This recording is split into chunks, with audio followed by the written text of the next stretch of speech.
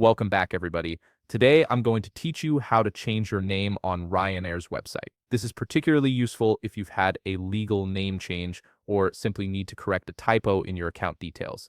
Let's walk through the process step by step. First, open your web browser and navigate to the Ryanair official website. Type in www.ryanair.com in the address bar. Once the homepage loads, look towards the top right corner of the screen where you'll find the login button. Click on it to proceed to the login page. You'll now be prompted to enter your current login credentials. Type in your email address and password associated with your Ryanair account.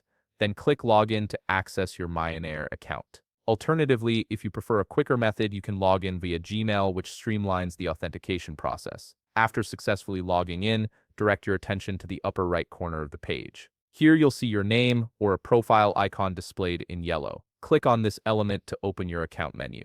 This menu contains all the key options for managing your profile and booking preferences. From the drop-down menu, select My Account, which you'll find at the upper left.